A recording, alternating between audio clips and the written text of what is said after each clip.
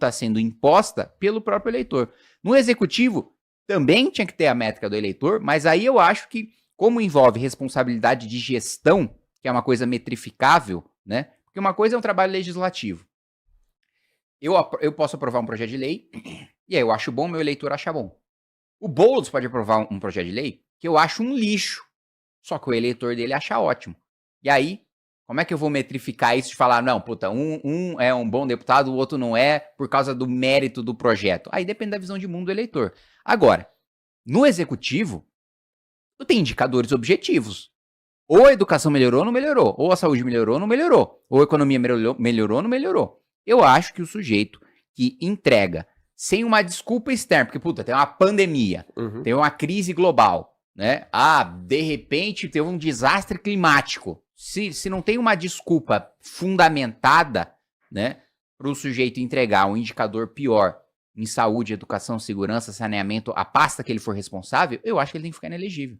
Eu acho que é como se ele tivesse sido caçado, como se ele tivesse cometido um crime, ele foi condenado, ele fica 8 anos sem poder disputar a eleição. E aí, aplica-se isso para níveis menores. O presidente da República, o ministro, aí o governador, o secretário de Estado, o prefeito, o secretário municipal, aí depois responsabiliza o diretor da escola, que não melhora os indicadores da sua escola, o gestor do hospital e por aí vai. Todos os gestores têm que ser responsabilizados pelo seu desempenho. Porque, infelizmente, nem o mínimo, nem o básico a gente tem. É isso, né? A galera critica muito os políticos, com razão, e eu critico também, mas a galera tem que fazer uma autocrítica, né? Uma das iniciativas do nosso mandato que a gente criou foi uma chamada Cornômetro, que a gente lançou no Dia dos Namorados, que é para mostrar que os eleitores do Lula estão sendo feitos de corno pelo próprio Lula. O Lula está traindo os seus eleitores. Ou seja, eu não votei no Lula. Quando eu coloco esses índices econômicos ruins, eu falo, eu já imaginava, porque eu imagino índices econômicos ruins de governo do PT. É o que eles sempre fazem. Agora, a galera que votou no PT deveria cobrar que o governo do PT cumprisse suas próprias promessas, né? Então, no Cornômetro, a gente pega todas as promessas do Lula, seja no plano de governo, seja em entrevista na época da eleição, e vai falando que ele traiu seus eleitores em cada uma dessas promessas. Ou seja, você fala, ó, em 2022 o Lula disse que ia melhorar o meio ambiente, ia colocar a Marina Silva lá no Ministério do Meio Ambiente. Beleza, ok. Então você votou no Lula por conta que ele ia melhorar o meio ambiente? Ok, o Lula, no governo do PT, bateu o recorde de queimadas e desmatamentos. Vai votar no Lula de novo? Ah, eu vou porque ele vai melhorar a educação. Beleza, o Lula foi lá, disse que ia melhorar a educação e cortou 332 milhões de reais do Ministério da Educação. Você vai votar no Lula de novo? Pô, falou, beleza, o Lula na eleição disse que não ia colocar um amigo, nenhum companheiro no Supremo Tribunal Federal. Ele colocou um amigo, o próprio advogado, que é o Cristiano Zanin, e depois um companheiro, que era ministro dele, que é o Flávio Dino, no Supremo Tribunal Federal. Você vai votar no Lula de novo? Ah, eu vou porque ele vai dar picanha, né? Óbvio que é uma coisa lúdica, mas a picanha, hoje o Brasil tem a picanha mais cara dos últimos 20 anos. Você vai votar no Lula de novo? Aí o cara fala, eu vou. Então, assim, você fala, olha, depois não dá pra você reclamar que ele está te fazendo de corno, que ele tá traindo os ideais que você mesmo acredita. Eu não acredito no PT. Eu não voto no Lula. Agora, quem vota no Lula e acredita nesses ideais, tá sendo feito de corno pela presidência da República. Aí, tem que criticar o Lula? Claro que tem que criticar o Lula. Agora, o cara que tá vendo todas essas coisas que o Lula tá traindo e vai votar de novo, aí meio que ele merece, praticamente, né? Isso é uma coisa que eu ia perguntar pra vocês, porque uma promessa de campanha que, inclusive, era a promessa dos dois candidatos, né, na eleição presidencial anterior, que era do Bolsonaro e do Lula também, que era a isenção do imposto de renda para quem recebe até R$5.000, em contrapartida você tem uma tributação maior para os andares de cima.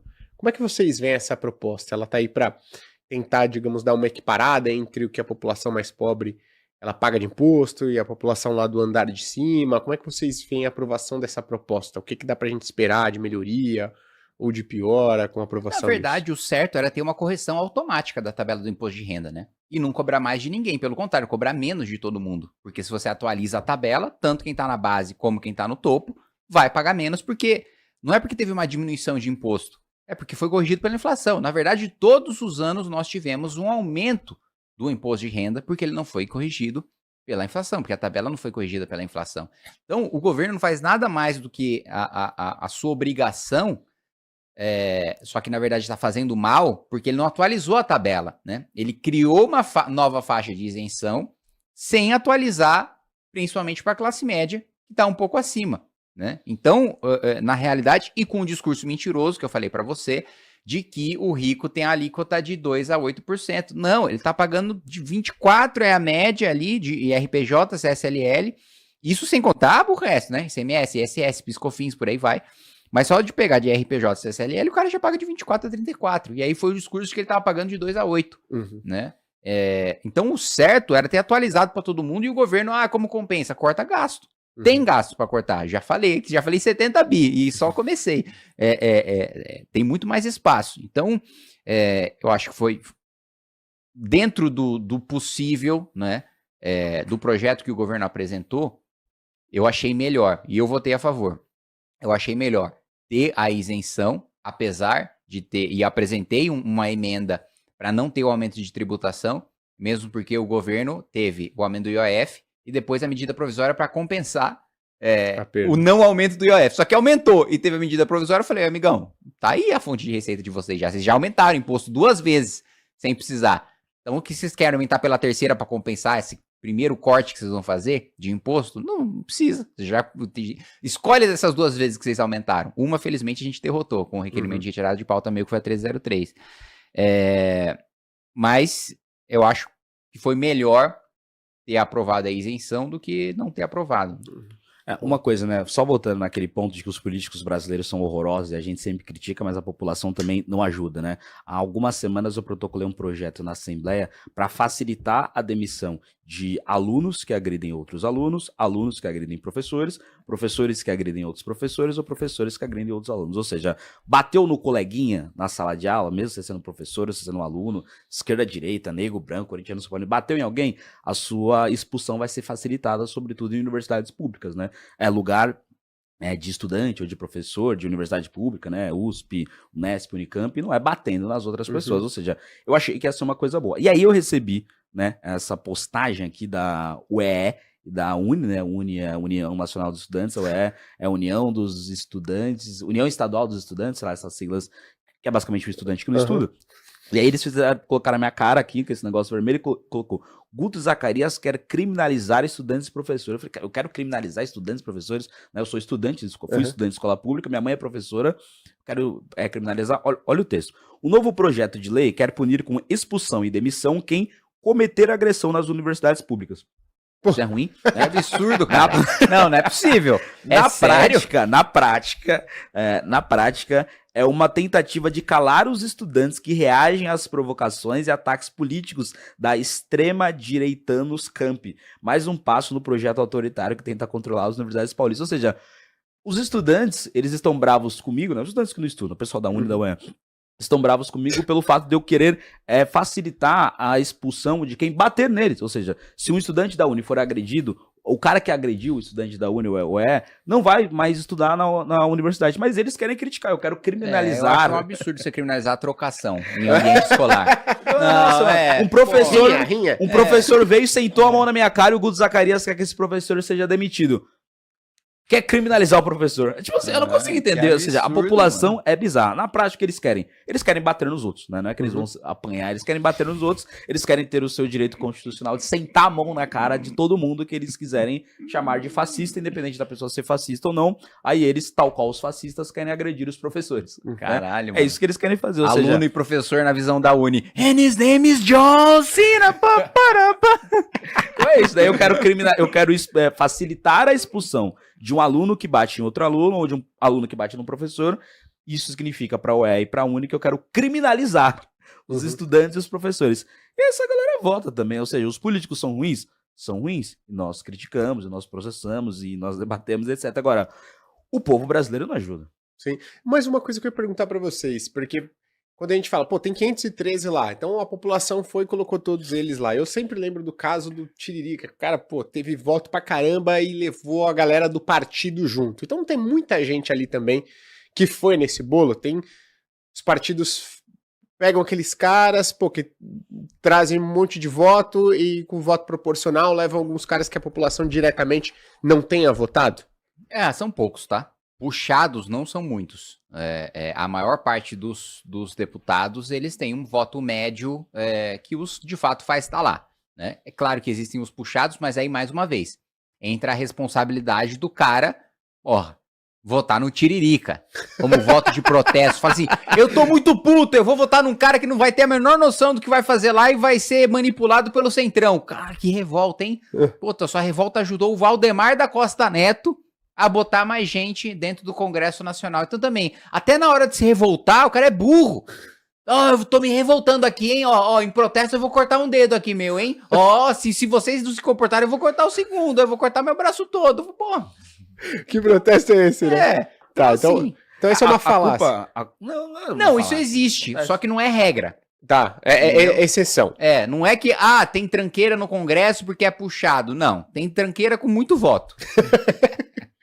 Não, é isso. E o problema nesse caso, eu não diria que é um problema do sistema. Eu não sei quem pensa disso, mas eu não tenho problema com o político puxar votos, né? A questão principal é o partido. Os partidos brasileiros não ficam nada, né? Quando você vê todas aquelas siglas, você fala, cara, qual é a diferença entre o PSD e o PP? Nenhuma, sabe? Agora, se os partidos eles cumprissem aquela questão clássica da ciência política, né? Que é um partido representar uma parte da sociedade, e essa sociedade tem uma ideologia, puxar votos seria uma coisa legal, né? Por exemplo, Partido Novo, apesar das críticas que nós temos ao Partido Novo, eles têm uma ideologia clara. Você sabe o que pensa um político do Partido Novo. O PSOL, né? Com todas as críticas que a gente tem ao PSOL, a gente sabe muito bem o que pensa o PSOL. Eles têm algumas diferenças entre eles. Agora, se a Erika Hilton tiver muito voto e o Boulos tiver pouco, esse votos que sobra da Erika Hilton pro Boulos, significa que o eleitor do PSOL, ele tá sendo bem representado, né? Eu detesto, critico os dois agora. Agora, quando o Tiririca é muito votado, ele vai puxar um cara que sequer é palhaço, sabe? Sequer é um voto de protesto. Você tá puxando, sabe? Seu voto de protesto foi pro cara tá nada levando a ver. o Tiririca, o Whindersson e o Tirulipa na chapa. Entendeu? Não vai entrar, pô, votei no Maurício Meirelles, puxei o Léo Lins. Não vai acontecer isso. Sabe? Pode ser que você seja ateu, você vota no Tiririca e você puxa um pastor, sabe? Ou vice-versa. Que você seja evangélico, você puxa um cara que é contra a igreja evangélica, sabe? É assim que funciona. Por quê? Porque os partidos... Toninho do diabo. Porque os partidos, eles não representam uma parte da sociedade, né? Faz sentido essa lógica de puxar. Sim. Quando você vota no Kim, você puxa o Guto. Aí faz sentido. Agora, quando você vota na Erika Hilton e você puxa o Kim,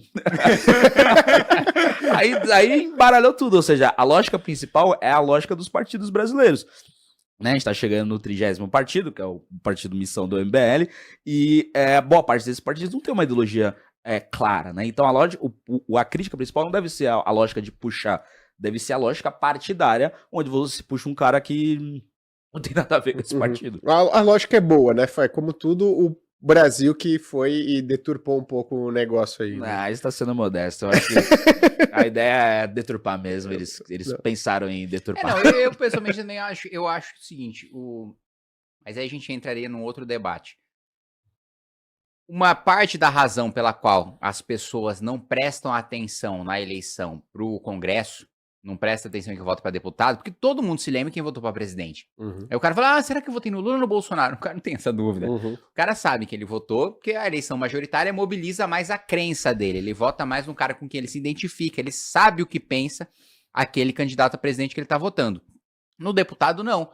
No deputado, às vezes ele vota, às vezes não, a maior parte das vezes ele vota que é o cara que inaugura a obra no bairro dele, mas ele não tem a menor noção do que aquele deputado pensa sobre nenhum assunto, né? Eu, pessoalmente, eu sou parlamentarista. Eu acho que se a eleição de presidente da República ou de primeiro-ministro tivesse vinculada à eleição no parlamento, aí todo mundo ia saber o partido, a ideologia do partido e o que acredita o deputado em que ele vai votar. Porque se eu quero votar no Bolsonaro, então eu tenho que votar no partido Bolsonaro para o partido Bolsonaro ter maioria no parlamento e o Bolsonaro ser primeiro-ministro. Se eu vou votar no Lula, eu preciso votar no PT e o candidato do PT tem que ganhar para ter 257 e o Lula ser primeiro-ministro. Então as pessoas prestariam mais atenção no partido e os partidos iam significar mais também. Porque hoje, o partido ele pode ser o meu, por exemplo, União Brasil. Né? Tem lá que seus 15 deputados de oposição. Pô, eu faço oposição, Rosângela Moro faz oposição, Mendonça Filho, Padre Avelino fazem oposição, tem ministro no governo e a maior parte do partido vota com o governo. Então o partido ele não tem nenhuma obrigação de ter um posicionamento de todos os seus membros. No parlamentarismo, não. Meu amigo, o nosso partido é um partido de governo. Ponto. Você não é? Tchau. Nosso partido é um partido de oposição. Ponto. Você não é? Tchau. Aqui, o nosso sistema também tem a responsabilidade do eleitor, ao mesmo tempo que tem um incentivo para que o eleitor preste menos atenção na eleição para o Congresso. Eu lembro em 2018, quando eu era voluntário da campanha do Kim e do Arthur, que a gente tava em Valinhos, e aí o Kim entregou um panfleto pro cara, vou votar em você. Daí o Kim, aí, você vai votar em quem pra presidente? Né? Vou votar no Haddad em você. Aí eu olhei e falei, cara, você não pode fazer isso. Você vai votar no Haddad, você quer que o Haddad vença. Então, que seja um governo do PT, de esquerda, etc. Se votar no Kim, é pro Kim vencer. Você não tá votando ele pra perder. Ou seja, você tá votando no Haddad e um cara pra atrapalhar completamente o governo do Haddad ao mesmo tempo. Né? Ou seja, é um sistema que ele é feito é fadado ao fracasso. Uhum. Sabe uma coisa que eu ia perguntar? É interessante, porque quando a gente vai olhar países desenvolvidos e tal, normalmente a gente não tem toda essa bagunça de partidos. Né? Pô, a gente vai lá assistir o horário eleitoral, tal. Cara, um partido, o cara que aparece ali 2 segundos, fala o nome, o número e vai, sequência. A gente tem 30 partidos, né? A gente olha para os Estados Unidos, você tem 2 grandes partidos ali que são representantes. Você olha para outros países desenvolvidos e até para emergentes é um número muito menor de partidos no Brasil. E há um tempo atrás, acho que agora um pouco deu uma... esse assunto ele sumiu, mas se falava, né, popularmente falava, pô, abrir partido, fundar partido no Brasil é um excelente negócio, né? Como é que a gente chegou nesse número tão pulverizado de partidos? O que que isso traz? O que que isso pode trazer de positivo e o que que isso traz de negativo? Eu acho que, na verdade, não é que a gente tenha muitos partidos, né? Os países europeus e os Estados Unidos têm muito mais partidos do que o Brasil, né? É que tem 2 grandes forças nos Estados Unidos, que são as mais conhecidas. Mas tem o Partido Verde, tem o Partido Libertário. Os Estados Unidos tem, eu diria que algumas centenas de partidos, né? Legal. Só que, e é muito mais fácil, tanto na Europa como nos Estados Unidos, você fundar o partido. Bom, a gente passou agora praticamente 2 anos, né? 2 anos formalmente, sem contar os anos de preparação, para formar o nosso partido, o Partido Missão. É uma dificuldade gigantesca. Todas as barreiras que eles podem colocar para você não fundar um partido, para manter o oligopólio de partidos que nós temos hoje, eles impõem. Cara, em, sei lá, 2 meses, a gente tá fundando o nosso partido em Portugal. É muito mais fácil, a gente tá fundando lá também. E vamos disputar lá também, quero nem saber. Eu não vou pra lá, né? Mas assim, tem brasileiros, né, que estão lá em Portugal e que se sentem representados pela nossa ideologia e que vão votar no Partido Missão lá. Que a gente fundou lá em 2 meses, 3 meses, entendeu? E aqui, todo esse esforço de 2 anos tem uma dificuldade imensa. O problema da bagunça partidária no Brasil primeiro, o partido não tem ideologia. A maior parte não tem ideologia. Você vai na Europa, você vai nos Estados Unidos, Partido Democrata é isso, Partido Republicano é isso, Partido Libertário é isso, Partido Verde é isso, todo mundo tá alinhado e pensa mais ou menos da mesma maneira. É óbvio que, como no caso dos Estados Unidos são 2 muito grandes, tem subdivisões importantes. Mas, né, existem linhas gerais que todo mundo segue. Aqui não. Aqui é um monte de partido que é um ajuntamento de pessoas para ter um naco do poder, um naco do orçamento.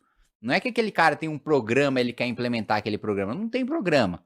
Qual que é o programa do PSD? Qual que é o programa do PP? Qual que é o programa do União? Não tem uma visão. A gente quer chegar nisso aqui.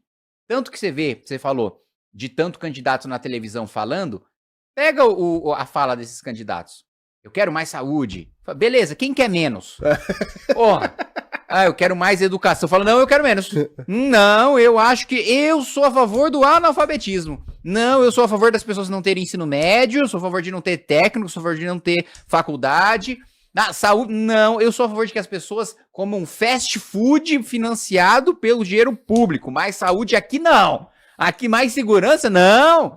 Quer dizer, que eu quero insegurança. Eu quero andar na rua e ter medo. Eu quero andar na rua, eu quero sofrer no mínimo um assalto. O meu celular aqui, bandidinho, você não vai pegar? Entendeu? Então, os discursos genéricos, porque o cara não acredita em nada, né? Agora, beleza, você quer mais educação. Como? No quê? Você quer... Não, vou fazer até uma pergunta mais simples, que já colocaria o cara em parafuso. Aí entre saúde, educação e segurança, o que você acha que é prioridade? O cara já... tudo é importante, né? Não, mas beleza, vamos supor que você tem R$10. Aí você vai dividir entre saúde, educação e segurança. Você vai dividir como? O cara... Igualmente. Como assim, né? Então, eu pegaria os 10 e me endividaria em mais 20, que é pra caminho. Eu colocaria 10 em cada. Não, é só 10, cara. Você não pode... Não, ia aumentar a taxação dos 5 e falar, perdeu meu voto. Então, acho que a bagunça o problema do Brasil é a quantidade de partidos com representação no Congresso Nacional.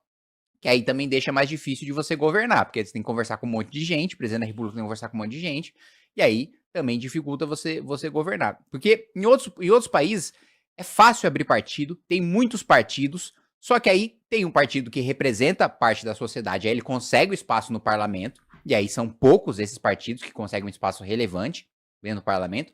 Aqui no Brasil, não. São muitos partidos que conseguem um espaço relevante no parlamento porque não acreditam em nada e você não tem uma corrente da população sendo representada em pensamento nenhum. E aqui é especialmente mais difícil de governar, porque como a nossa Constituição ela é tecnicamente prolixa e longa, para você tratar da maior parte dos assuntos, porque em qualquer país você governa com 50% mais um. Aqui vamos supor que se tivesse 513 deputados nos Estados Unidos ou nos países europeus, com 257, um europeu governa, um americano governa. No Brasil, você precisa ter mais de 308, porque é o quórum para você mudar a Constituição. Porque a maior parte das coisas não está na lei, está na Constituição. Para mudar a Constituição, você tem um rito específico, 308, em 2 turnos, nas 2 casas, com um intervalo no meio dos 2 turnos. Então, e aí 308 a gente ainda fala, não, 308 é o mínimo. Um presidente da república, ele precisa formar uma maioria de 350, que é porque sempre tem uns ali que balançam, né? Dependendo daquela matéria que está sendo votada, mesmo o cara sendo base, ele fala, não, eu sou base, mas votar isso aí é suicídio pro meu eleitor. Então, cara, precisa ter 350 deputados da base, quando ele deveria ter 257. Isso também, o nosso próprio modelo de desenho de Constituição também dificulta muito. Não à toa, por várias razões que nós já falamos aqui, que a gente defende que tem uma nova Constituição. E outra coisa, né? É óbvio que eu sou um homem de direita e as pessoas acham que eu acho que a principal preocupação política ou partidária do Brasil seja a esquerda, o PT ou o PSOL. E tem vários outros homens de esquerda que as pessoas podem achar que a principal crítica deles, né? Porque eles acham que a principal preocupação do Brasil deve ser os políticos de direita. Agora, eu acredito, que deve concordar também, que o principal problema do Brasil é o Centrão. Né? Por exemplo, os partidos brasileiros, né, tirando alguns, os que eu concordo mais, sobretudo a Missão, e os que eu discordo mais, como o PT e o PSOL, eles são partidos que deveriam existir. Né? Porque eu conheço pessoas que são de esquerda, eu conheço pessoas que gostam mais do PT do que o PSOL, que gostam mais do PSOL, que são mais identitários do que o PT. Eu conheço gente que gosta mais do Novo do que a Missão. Eu conheço gente, sobretudo eu, que gosta mais da Missão do que do Novo. Agora, esses blocos do Centrão são partidos sem nenhuma ideologia, né? E aí é aquela coisa do Emael, né, que as pessoas zoam sempre, toda eleição que ele disputa, a galera zoa ele. Nossa, o Emael, ele vai fazer 0,3 na eleição, nossa, que otário. O otário é você, meu irmão. Sempre que o cara, se o cara tá disputando todo ano uma eleição que ele sabe que ele vai fazer entre 0 e 0,7, e ele tá disputando e você tá zoando ele, ou seja, ele tá te zoando muito mais, porque esse bloco dele, que é o DC, né, Democracia Cristão, ganha milhões de reais de fundo partidário, ou seja, isso que ele tá fazendo é pra ganhar dinheiro pra ele e pros amigos dele, e disso dos caras fazem 0,3, 0,7, até os caras fazem 5, 6, 7, ou seja, são cartórios eleitorais onde a graça principal é tirar dinheiro de você, né? E o Centrão é um problema. Eu gosto sempre de citar o caso do Ricardo Barros, eu tive até que pegar no Wikipedia dele aqui, que é um deputado do Centrão, né? Onde, olha só, Ricardo Barros, olha esse currículo e você note se o principal problema é esquerda ou direita ou pessoas desse nível, né? Nem sei se ele é um cara gente boa ou não, mas enfim, foi culpa dele. Ele tá há 20 anos no Congresso Nacional, Senado e Câmara dos Deputados. Ele foi vice-líder do governo FHC, depois ele foi líder do governo FHC. Privatizações, etc. FHC. Depois do FHC ganhou o Lula, que era a oposição ao FHC. E aí ele foi vice-líder do governo Lula em 2007, né? Aí acabou o governo Lula e ele ganhou alguns cargos no governo Dilma. A Dilma foi impeachmentada, veio o Temer. Ele foi ministro da Saúde do governo Temer. Depois do Temer veio o Bolsonaro, que é totalmente oposto da Dilma e do Lula. E ele foi líder do governo Bolsonaro. Ou seja, cara, não é possível que as pessoas podem, sabe, ser líder do governo Lula e líder do governo Bolsonaro. Sabe, ter cargos do governo Dilma ser impeachmentada, assumir o Temer e virar ministro do governo Temer. Ou seja, o principal problema do Brasil é o Centrão, políticos absolutamente genéricos, que ganham a eleição com base em emendas parlamentares e compra de votos, a população continua votando e essas pessoas são a maioria, né, do Congresso Nacional. Esses caras estão aí, então, para tirar vantagens próprias. Não tem nenhum tipo de ideologia, mas são representantes lá no Congresso. O cara, meu amigo, o que você vai me fornecer aqui? Eu tenho influência em uma boa parte dos deputados que estão aqui, eu consigo te entregar o que você quer, mas você precisa me dar alguma coisa. Então é a vice-liderança, é uma liderança, é um ministério, é assim que funciona Brasília hoje? É o ciclo de compra de voto, né? O presidente da República compra o voto do deputado pagando emenda, dando cargo, dando ministério. Aí o deputado compra o prefeito dando emenda, facilitando alguma coisa no ministério. Aí o prefeito compra o vereador com alguma secretaria municipal, alguma emenda, algum cargo dentro da prefeitura, e aí o vereador compra o voto do eleitor para todo mundo em cima da cadeia. Né? Então, esse é o ciclo, né? O ciclo da vida do Centrão, né? Uhum. E aí eles vão galgando também o caminho contrário, né? Aí o vereador que consegue comprar mais votos vai lá vira prefeito, aí o prefeito que consegue mais vira deputado, aí o deputado vira senador, o senador vira presidente. Então, infelizmente, as pessoas não dão a devida importância para a eleição do Congresso Nacional. É o que o Guto disse. Pô, conheço pessoa que gosta do Lula, conheço pessoa que gosta do Bolsonaro. Agora, eu não conheço ninguém que goste dos dois ao mesmo tempo. Eu não conheço ninguém que goste... Puta, quais são seus políticos preferidos? Ah, pô, Collor, Sarney, Fernando Henrique, Dilma, Lula, Temer e Bolsonaro. Eu acho que esses são os caras que eu gosto mais. Esse é o Ricardo Barros? Então, tipo assim, esse é um deputado, né? Bom, o deputado vai lá e ele é a base de todos esses governos.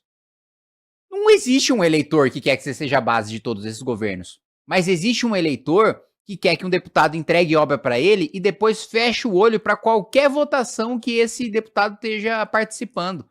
Como que 99% da população é contra o aumento de número de deputados e passa na Câmara dos Deputados? Como que o estado de São Paulo é o estado mais prejudicado por aumento de número de deputados, porque a gente bate no teto, a gente tem 70. Se fosse uma cabeça, um voto, como deveria ser uma democracia, a gente deveria ter 120. Né? Então, quando aumenta o número de deputados e não aumenta de São Paulo, porque São Paulo bate o teto de 70, a gente fica ainda mais diluído. Né? O cidadão de São Paulo, o voto dele já vale menos. Ele valeria ainda menos. Aí só passa o aumento de número de deputados por causa do voto de um senador de São Paulo, que é o suplente do Major Olímpio, que eu não sei nem o nome. Nós estamos muito mal de Senado. Uhum. Né? E aí o cara, o senador da República, não tô nem falando do deputado, tô falando do... Uma curiosidade do Jordano, desculpa te cortar, ele virou senador porque o Major Olímpio morreu e ele era o cara que assumiria ali no lugar do suplente do Major Olímpio, que é um cara de direita, né? Ele chegou a ser bolsonarista, depois rompeu com o bolsonarismo. Na eleição passada, do ano passado, 2024, o Jordano apoiou o Guilherme Boulos. O louco. Ou seja, ele é um cara que só virou senador, porque ele era bolsonarista e ele apoiou o Guilherme Boulos na eleição. Ou seja, lascou tudo. Convicção nenhuma. Pois é. Você terminou? Não, na verdade o raciocínio é esse, né? De que no final das contas não tem um eleitor que fala, puta, no que você acredita? Você chega no eleitor, ele chega, eu sou do Centrão. Eu gosto de ideologias de Centrão. Puta, eu apoio muito a galera que, puta, compõe com o governo. Eu gosto da galera que tá aí pra somar, que tá aí pra ajudar. Aquele deputado que tá lá e fala, não importa o presidente, eu quero ajudar. Não existe um eleitor que quer votar no cara desse. Só que aí o cara promete uma emenda pro Wesley Safadão, né? Ele vai lá, inaugura uma praça no bairro do cara. E o cara acha que isso é a coisa mais importante do mundo, que isso é papel de deputado e vota no cara por causa disso. Aí depois, todas as votações que esse cara vota PEC da blindagem, esse cara vota afrouxamento de lei de improbidade administrativa, esse cara vota aumento de imposto. Aí o eleitor... Aí, obra. E batendo na tecla